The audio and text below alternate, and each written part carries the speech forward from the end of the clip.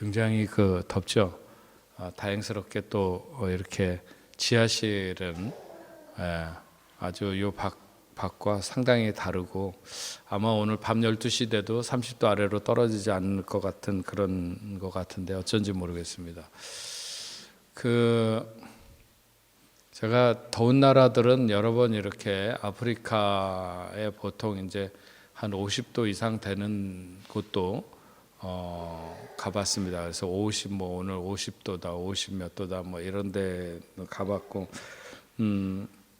그리고 그런데 가서 이렇게 하면은 머리가 너무 깨질 듯이 아프고 왜 아픈지도 모르고 그냥 그렇게 아픈데 시원한 데만 들어가면 그 아픈 게 싹 가시는 그런 경험들도 했었고, 더 뜨거운 데는 쿠웨이트 같은 데는 63도 정도 돼서 정말 잠깐 밖에서 사진 이렇게 한 장 찍는 거 시간도 너무 뜨거워가지고 견딜 수 없는, 더 뜨거운 데가 있는지는 모르겠어요. 거기는 얼마까지 올라가는지 모르고, 또 반대로 세상에는 굉장히 추운 곳도, 그래서 러시아 쪽에는 마이너스 71도인가 그렇게까지 내려가는 데가 있죠. 그런 데서도 사람이 삽니다.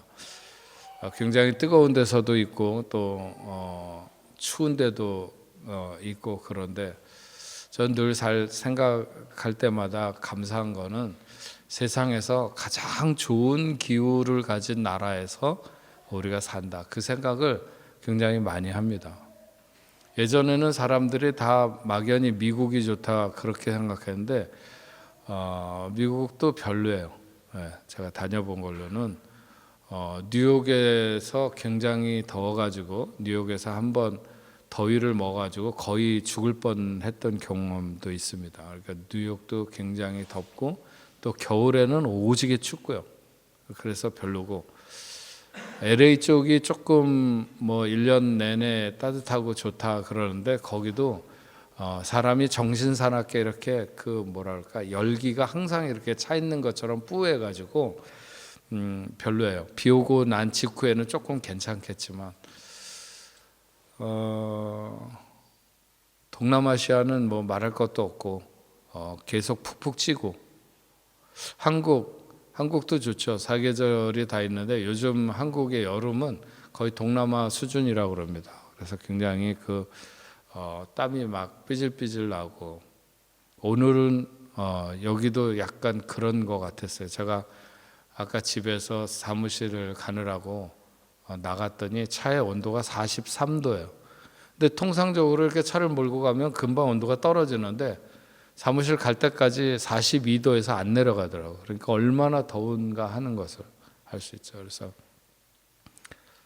물을 떠다가 발 밑에다가 이렇게 발을 담궈 놓고 앉아가지고 성경 말씀을 준비하고 그런 시간을 가졌는데, 어쨌든 뭐 그렇긴 해도 내일서부터는 또 날씨가 이렇게 정상으로 회복된다 그러니까 우리는 굉장히 좋은 곳에서 살고 있다. 날씨 때문에 우리가 하나님 앞에 감사를 못하면 세상에 감사할 사람은 아무도 없다. 저는 그렇게 생각을 합니다. 어디를 갔다가 겨울이든지 여름이든지 파리에 들어올 때는 항상 가장 쾌적한 그런 기분을 느끼는데, 하여튼 그래도 여름 잘 이길 수 있기를 바랍니다. 더위 먹는 거 굉장히 무섭습니다. 더위 먹는 거 굉장히 무서우니까 여러분 잘 이기시길 바라고, 오늘 우리가 읽은 이 느헤미야의 말씀은 5장 13절부터 6절부터 19절 말씀까지 있는 말씀을 통해서 본이 되는 삶을 살아야 된다, 이런 말씀을 여러분들과 함께 나누려고 하는데요. 굉장히 어려운 시기에 이스라엘 백성들이 참 힘들고 어려운 시간을 보낼 때 그 형제들에게서 높은 이자를 받고 돈을 빌려주거나 더 나아가서는 돈을 못 갚게 되면 그 형제나 가족을 팔 수밖에 없는 이런 처지에 몰리게 되므로 원망의 문제가 일어나게 됩니다. 이때 느헤미야가 그 부자들을 그렇게 사람들에게 돈을 빌려주고 높은 이자를 받거나 혹은 그 사람을 사들이는 이런 사람들, 형제들을 책망하면서 그런 이자나 그런 행위들을 금하게 되는 그런 내용이 주된 내용입니다. 이런 그 백성들의 불평과 원망이 막 터져 나오는 시간은 한참 이 예루살렘 성벽 공사가 진행되고 있었고 또 많은 힘을 쏟아 부어야 되는 그런 시기였습니다.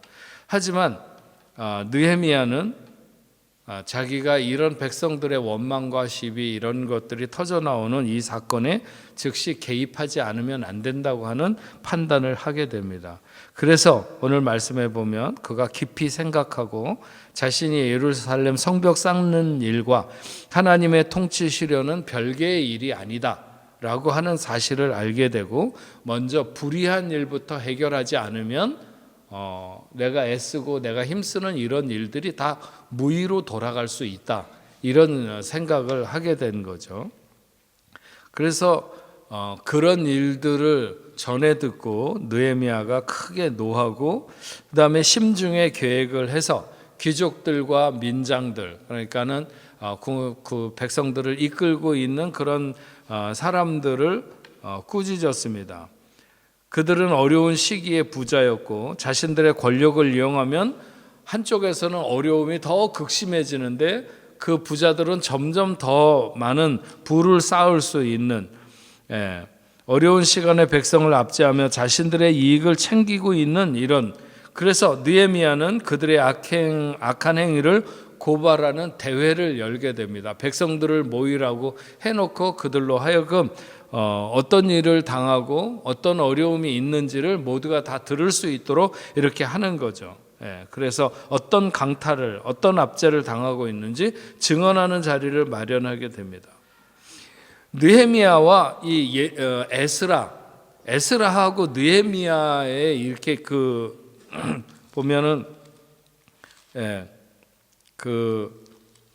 느헤미야 바로 앞에 에스라가 나오잖아요.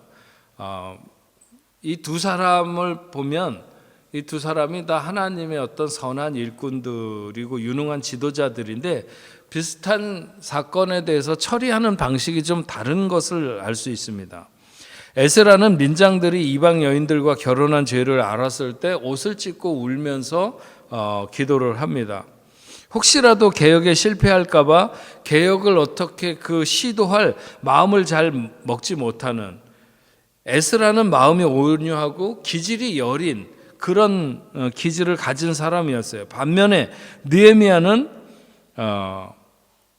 나쁜 것 같이 보이는 일을 들었을 때 즉시 분노하면서 비행자들을 꾸짖고 이스라엘 백성들로 하여금 죄에 대해서 분노하게 하고 가능한 모든 수단을 동원해서 즉시 개혁하려고 하는 그렇게 노력하는 스타일입니다. 그리고 일이 완성될 때까지 결코 머뭇거리거나 멈추지 않는 스타일이 느헤미야입니다. 느헤미야는 매우 열정적이고 강한 기질을 가지고 있는 사람이었어요.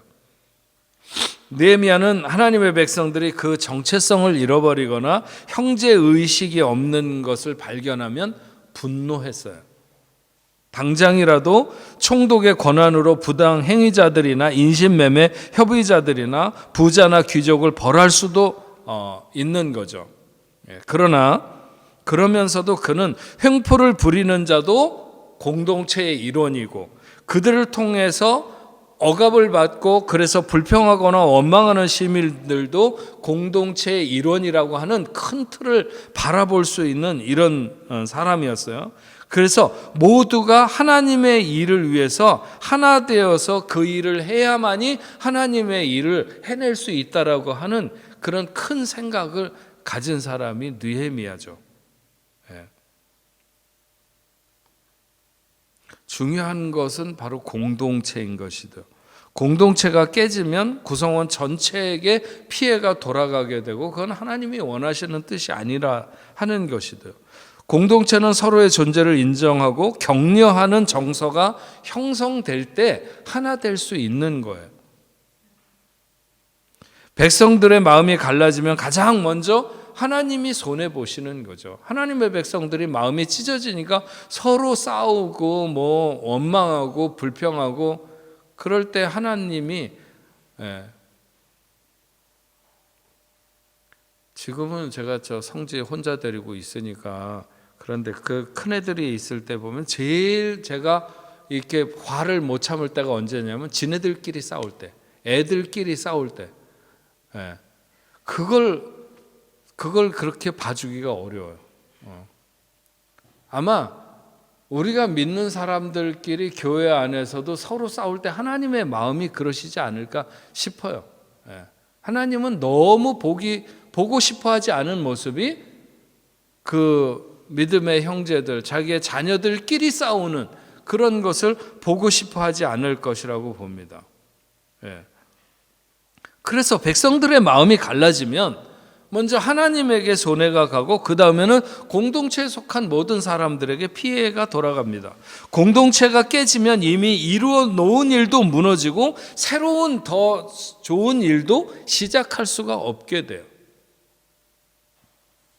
느헤미야는 분쟁하는 백성들에게 말하는 거죠. 우리 모두가 다 하나님의 백성들이고 자녀들이다.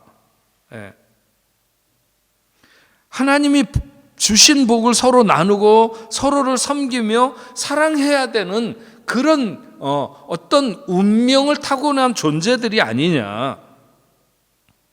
그래서 하나님께서 여기 우리에게 이렇게 한 공동체로 이 자리에 이 땅에 이 시대에 살아가게 하신 것은 하나님의 은혜가 아니냐 이렇게 말을 하면서 느헤미야는 격노하며 지도층을 꾸짖는 거죠. 성벽 건축을 위해서는 고위층의 지지가 절대적으로 필요한 상황 속에서 지금껏 협조한 지지층을 꾸짖는다고 하는 것은 쉬운 문제가 아니죠. 그건 좀처럼 담대하지 않으면 할 수 없는 일입니다. 그럼에도 사람들로부터의 어떤 인기나 자신애가 해가 되지 않을까 하는 이기적인 그런 생각, 자기만을 돌아보는 그런 이기적인 생각이 아니라 하나님 보시기에 좋은 것, 하나님이 무엇을 원하시는가 하는 것에 집중하는 느헤미야. 절제력이 강한 그였지만 하나님의 영광을 생각할 때 의분이 끌어오르는 것을 막을 수가 없었어요. 그럼에도 불구하고 의분이 올라오는 건 올라오는 거지만 그는 감정적으로 문제를 해결하려고 하지 않고 있습니다. 저는 사실 이 느헤미야를 볼 때마다 그런 생각을 너무 많이 해요. 어떻게 이렇게 불같은 사람이, 어떻게 이렇게 차근차근 모든 문제를 계속해서 밀고 나가고 뚫고 나가면서 하나님의 역사를 이루게 되는가, 이런 것을 볼 때 너무 놀라울 때가 많이 있어요. 그의 마음 중심에 계획을 하고 철저히 준비한 뒤에 지도자들을 먼저 부릅니다. 그래서 문제를 해결해 가죠. 사안이 급할수록, 감정이 격할수록 기도하고 묵상하고 침묵하는 시간을 오히려 더 가질 줄 아는 느헤미야. 이건 우리에게도 정말 필요하다. 우리는 급하면 주먹부터 나간다는 말이 있잖아요. 근데 그래서 이룰 일은 없어요. 항상 급할 때 또 감정이 잘 추스러지지 않을 때, 그럴 때 우리가 좀 더 조용히 기도하고 묵상하고 하나님께서 말씀하시는 것을 들으려고 하는 자세. 그는 먼저 백성이 다 모든 공식 집회에서 문제를 다루기 전에 귀족들과 민장들을 개인적으로 이렇게 그 사람들을 먼저 불러서 그들을 깨우치게 됩니다. 마음의 준비를 시키는 것이고 그들의 프라이버시를 존중하는 거죠. 이런 것을 하려고 해. 그럴 때 당신들에게 대한 이런 불만들과 여러 가지 이야기들이 나올 수 있어. 그런 걸 이제 미리 그런 귀족들이나 민장들에게 얘기를 해주는 거죠. 그럴 때 너희가 그런 것을 잘 수용을 해야 된다. 그래야만이 우리가 하나 될 수 있다. 실제로 너희들에게는 그런 문제가 있어. 이런 것들을 미리 얘기를 그 사람들에게 해주고 그 다음에 모든 백성들을 한자리에 모아서 사무엘 시대에 열렸던 미스바 집회처럼 공동체 전체의 회개와 영적 대각성의 집회를 열게 되는 이런 모습을 볼 수 있습니다. 예.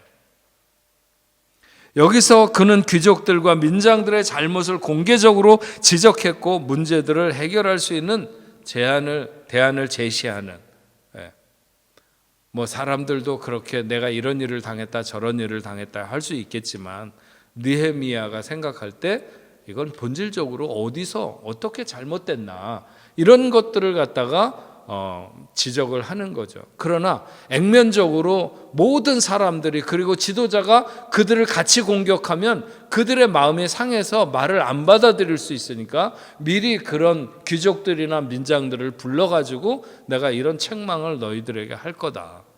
응? 준비를 해라. 마음의 준비를 하고 있어라.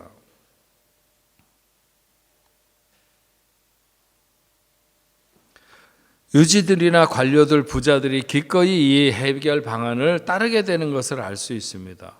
그리고 자신의 요구에 동의한 지도자들을 불러서 하나님의 이름으로 제사장들 앞에서 맹세를 하도록. 왜냐하면 사실 우리가 말은 하기 쉽지만 그 말을 지키는 것은 상당히 어렵기 때문에 하나님 앞에서 그들로 하여금 다 맹세하도록 제사장들 앞에서 이렇게 하게 됩니다. 만약에 너희가 그렇지 않을 경우에는 하나님이 너희를 먼지 털어버리듯이, 너희가 지금은 부자인지를 모르겠지만 그러나 하나님이 털어버리시면 너희가 빈털터리가 될 수밖에 없다.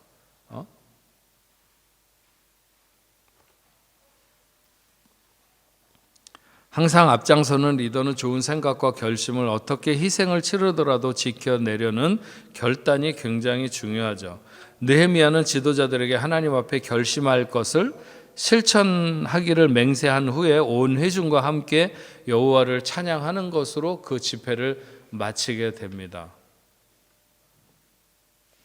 모든 일은 아멘과 찬송으로 끝나야 되죠. 승자와 패자를 가르는 것이 일의 목적이 되면 그것이 목적이 되어서는 결코 안 된다. 그게 뭐냐면 언젠가도 그런 얘기했는데 그게 바로 선악과라는 거예요. 인간의 심정에 그런 게 있어. 네가 옳으냐 내가 옳으냐. 항상 싸움의 발단은 네가 옳으냐 내가 옳으냐. 그것으로 하려고 하는 게 바로 선악과의 문제인 거죠. 옳고 그름을 판단하려고 하는 것. 그러나 모든 일은 하나님이 영광 받으시는 것으로 귀결되어야 된다. 아무리 내가 옳은 것을 주장하려고 해도 그것이 하나님의 영광이 안 된다면 그럼 내려놔야 돼요. 포기해야 돼요. 내가 욕먹고 하나님의 영광 받으신다면 그 길로 가야 되는 거죠. 그리고 그 후에 실제적인 생활 속에서 변화가 일어나도록 하는 것이 하나님의 방법으로 갈등을 극복하는 지도자가 해야 될 일인 것이죠. 느헤미야는 이 사건을 민장들과 분명히 따지고 그들의 악행을 드러냈습니다. 사람들의 생활을 개혁하는 정상적인 방법은 우선 그들의 양심을 세우도록 하는 게 굉장히 중요한 것이죠. 느헤미야는 민장들에게 그런 사실을 분명히 인식할 수 있도록 하는데 그게 뭐냐면 첫째는 너희가 압제한 사람들은 너희의 형제라는 거예요. 그 사람들이 너희의 원수가 아니라 너희의 형제들이다. 너네가 그렇게 높은 이자를 받거나 아니면 종으로 삼는 그런 사람들이 너희 형제들이다. 같은 핏줄이야. 그것을 기억하게 했고 두 번째로는 그들은 바로 최근에 이방인의 손에서 해방된 사람들이라는 거예요. 이게 왜 이런 일이 일어나냐면 이스라엘이 멸망할 때요, 바벨론으로 끌려가는 사람들은 다 유다 지파 사람들을 중심으로 해서 끌려가게 됩니다. 왜냐하면 그 사람들이 왕족이니까 그 사람들이 대부분 그 유다 지파에 속한 사람들이 끌려가는 거예요, 바벨론으로. 그래서 거기서 살다가 그 사람들이 나중에 돌아오게 되잖아요. 예루살렘으로 돌아오는데 그 사람들이 돌아올 때 별로 가진 게 없어. 그 땅에서 자리 잡고 사는 사람들보다. 그러니까 돈이 없으니까 살기 위해서 다시 이렇게 뭔가 자기의 어떤 다른 지파 사람들, 그런 사람들에게 뭔가 돈을 빌리거나 어찌 살아가야 되니까 이렇게 하는 거죠. 근데 그 사람들에게 그렇게 하고 그 사람들에게 높은 이자를 내라고 하고 그 다음에 안 되면 그들을 종으로 삼고, 그러니까 이 사람들은 이방인의 손에서 그 바벨론의 포로로 갔다가 바사로 넘겨졌다가 이렇게 해서 돌아온 사람들인데, 이 사람들을 다시 포로로 삼는 이런, 그래서 너희들은 바로 알아야 되는 것이 그 사람들이 이방인의 손에서 해방되지 얼마 안 된 사람들이다. 네. 유다 민족이 하나님의 놀라운 섭리 가운데서 이렇게 해방돼서 다시 돌아오게 되는 은혜를 입었는데, 네. 그래서 느헤미야는 이 형제들을 이방인의 손에서 자유하게 하려고 우리가 이 모든 고생을 하면서 살아가는 것이 아니었냐. 그런데 너희들이 다시 그 형제들을 노예로 만들려고 하느냐, 이런 얘기를 느헤미야가 하는 거죠. 그의 말은 절절히 옳습니다. 다 하나도 틀리지 않고. 그러면서 세 번째, 이처럼 가난한 사람을 압제하는 것은 죄악이다. 죄악.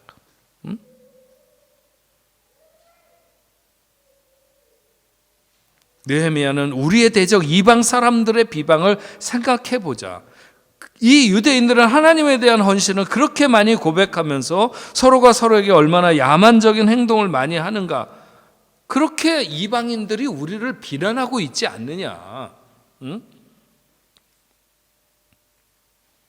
옛날이나 지금이나 적들이 그리스도인들을 비방할 수 있는 가장 좋은 재료는 뭐냐면 믿는 사람들끼리 싸운다는 거예요. 네. 믿는 사람들끼리. 그래서 교회는 싸우지만 않으면 부흥한다, 이런 말이 있잖아요. 적들이 그리스도인을 가장 비방하기 좋은 재료가 바로 그거예요. 네. 그리고 문제를 풀기 위해서 세속적인 방법을 쓰는 것. 뭔가 이렇게 누구랑 뭐 이렇게 돈을 주고받아 교인들끼리 그래갖고 했다가 안 되면 저 법정으로 끌고 가갖고 고소하는 거예요. 옛날에는 교단이나 교회 내에서도 이런 일을 하게 되면 그걸 세상의 법정으로 가져가게 되면 굉장히 부끄러운 일로 알았어요. 근데 요즘에는 뭐 그냥 뻑하면 다 그냥 저 판사 앞에 가서 막 얘기를 하는 거예요.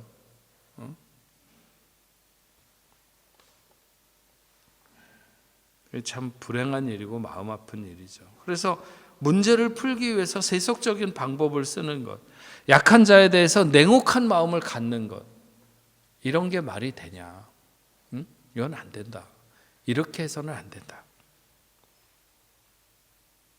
느헤미야는 민장들과 귀족들에게 간곡하게 말한 것은 가난한 이웃을 대상으로 잔혹하게 혹독한 이자 놀이는 더 이상 하지 말라는 정도가 아니라 지금까지 긁어모은 부당한 재산을 돌려줘라.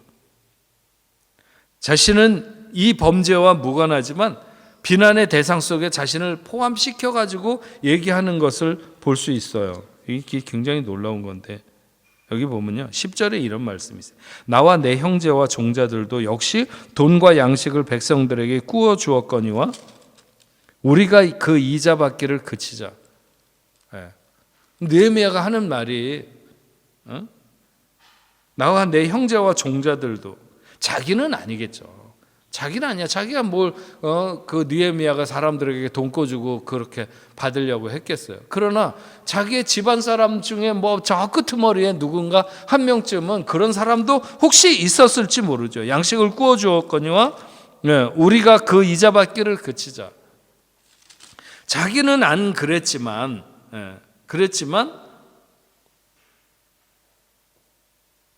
그렇게 말을 하는 거예요. 그런즉 너희는 그들에게 오늘날이라도 그들의 밭과 포도원과 감람원과 집이며 너희가 구워준 돈이나 양식이나 새 포도주나 기름의 100분의 1을 돌려보내라 했더니, 그들에게 약속을 받아낸 거죠.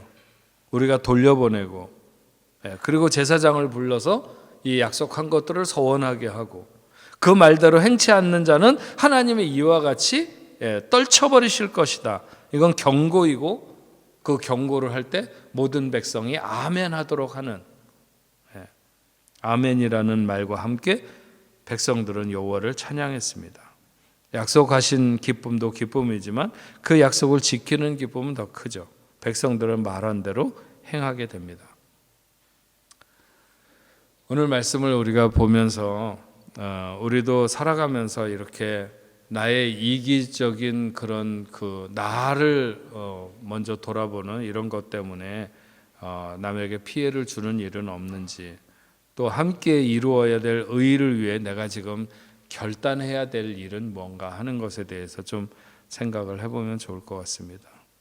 오늘 끝으로 제가 여러분들에게 말씀드리고 싶은 것은 느헤미야가 스스로 모범을 보였던 것처럼 자신의 청렴함과 이스라엘을 위한 자신의 헌신에 대한 고백을 그 뒷부분에서 계속하고 있습니다. 토마스 칼라일이 그런 말을 했습니다. 역경을 다스릴 수 있는 사람이 100명쯤 된다면 성공을 다스릴 수 있는 사람은 1명밖에 안 된다. 그런 힘들고 어려운 것은 다 이렇게 뚫고 나가는데 능력을 나타내지만 자신이 어떤 성공자의 입장에 섰을 때 그때 하나님 앞에서 자신을 지키는 것은 1명밖에 안 된다는 거예요. 그만큼 힘들다는 거죠. 그래서 오늘 말씀을 이렇게 보면 느헤미야는 총독이 되었지만 자신의 특권을 남용해서 이득을 취하지 않았다. 청렴결백이라고 하는 것은 자신에게 돌아와야 될 마땅한 봉급을 그가 받지 않았다는 거예요. 자신의 소유로 구제했고 성벽 건축에 전심전력을 기울였다. 굉장히 부자였겠죠. 가진 것이 많았을 거예요. 많은 사람은 더 많은 욕심을 부리죠. 그런데 그런 것을 다 쏟아 부으면서 정말로 그가 일했고, 또 전통적인 과오를 답습하지 않았어요. 전임자는 과중한 세금을 부과했어요. 명목상 있는 것을 부과할 뿐만 아니라 그렇지 않은 것까지 해가지고 어떻게 해서든지 긁어 모았지만 느헤미야는 그렇게 하지 않았어요. 또 본래의 목적을 잃지 않고 계속해서 성벽을 건립하는 것을 추진해 나가게 되죠. 힘을 다해서 자기의 이익을 찾지 않고, 지도자는 하나님과 자기 사이에 다른 어떤 것도 놓지 않고 오직 주님만을 위해서 마음을 쓰며 일을 했던 것을 알 수 있습니다. 그리고 또 그는 백성의 상황에 굉장히 민감했습니다. 백성들의 부역이 중하다는 것을 늘 생각하고 있었죠. 그래서 그 백성들은 자기가 섬겨야 되는 사람들이다, 이렇게 늘 생각을 했습니다. 또한 하나님을 경외하고 그에게 은혜 얻기를 늘 갈망했습니다. 무슨 일을 하든지 마음을 다하여 주께 하듯 하고 사람에게 하듯 하지 말라. 이는 유업의 상을 주께 받을 줄 알미라. 느헤미야는 언제나 이렇게 주님 앞에 기도하는 사람이었습니다. 그의 힘은 바로 기도에서 나오는 힘이었다. 정치인으로서 느헤미야는 모범을 보이게 되는데, 바사 정부는 총독들에게 은 40세겔을 징수할 수 있도록 허락했지만 총독들은 이외에도 양식과 포도주를 백성들로부터 내놓으라고 강요하고 종들을 시켜서 백성들을 쥐어짜게 할 수 있는 모든 것, 이 모든 것들을 다 멈추었던 것을 알 수 있습니다. 그러면서 19절에 그렇게 말하죠. 내 하나님이여, 내가 이 백성을 위하여 행한 모든 일을 기억하사 내게 은혜를 베푸시옵소서. 느헤미야는 철저하게 본이 되는 삶이었기 때문에 그의 말과 결정과 행동은 항상 힘이 있었습니다. 느헤미야는 본이 되는 삶을 살았고 우리의 감탄을 자아낼 만한 그런 추진력 있는 지도자였습니다. 느헤미야는 당대에 힘이 있는 강자였어요. 그러나 늘 약한 자를 위해서 힘을 썼죠. 느헤미야의 예루살렘으로 향하는 발걸음은 거룩하고 굉장히 소중한 결단이었어요. 예루살렘으로 가서 성벽 공사를 이루고 형제들을 위로하고 섬겼습니다. 무수한 어려움을 이겨냈죠. 이 모든 것을 생각해 보면 그건 사랑이었다고 말할 수 있습니다. 그는 처음부터 끝까지 그의 사랑이 변질되지 않았고 사랑하고 섬기는 가운데 오래 기억될 수 있는 삶의 스토리를 만들어내는 그런 삶이었습니다. 우리도 역시 마찬가지로 이렇게 우리의 삶에 대해서 뭔가 드러낼 수 있는 그런 인생이 되어야 됩니다. 느헤미야는 총독으로 녹이 아닌 하늘의 녹을 바라며 자신을 추스렸습니다. 하나님을 경외했기 때문이죠. 혹시 하나님의 일을 하면서 우리가 은연중에 사람의 인정을 받는 것에 너무 목말라 하지 않는가? 그런 대가를 요구하지는 않는가? 오히려 하나님 때문에 손해보고 포기하면서 가고 있지는 않는가? 내가 마땅히 받아야 하지만 형제의 형편을 생각해서 오히려 양보하고 더 얹어서 준 적은 없는가? 나를 위해서가 아니라 하나님의 공동체와 구원을 위해서 은혜를 베풀어 달라고 오늘도 기도하고 있는가? 내가 행한 것을 보시고 은혜 베풀어 달라고 할 만한, 하나님 내가 그렇게 하지 않았습니까? 내가 이만큼 하나님 앞에 마음을 기울이지 않았습니까? 나를 보시고. 히스기야가 자신이 죽을 거라고 기도하라고 했을 때 하나님이여 내가 하나님 앞에 진실과 전심으로 행한 것을 기억하옵소서. 근데 내가 한 번도 그렇게 진실과 전심으로 행한 것이 없는데 하나님 내가 진실과 전심으로 행한 것을 기억하옵소서 이렇게 기도할 수는 없는 거잖아요. 그렇게 행한 것이 있어야 그렇게 기도하는 것처럼 여기에 느헤미야도 마찬가지인 거죠. 내가 이 백성을 위하여 행한 것을 기억하사 내게 은혜를 베푸시옵소서. 우리도 이렇게 하나님 앞에 내가 내 삶에서 행한 것을 주여 기억하옵시고 은혜를 베풀어 달라고 할 수 있는 이런 그 십자가의 행함을 앞세울 수 있는 그런 기도를 할 수 있는 담대한 그런 삶이 될 수 있도록 오늘 다시 한번 느헤미야가 본을 보이며 그 지도자로 서서 살아갔던 것처럼 이 시대를 살아가는 저와 여러분들도 그렇게 살아갈 수 있기를 주의 이름으로 축원합니다. 네, 오늘 9시까지 기도하겠습니다.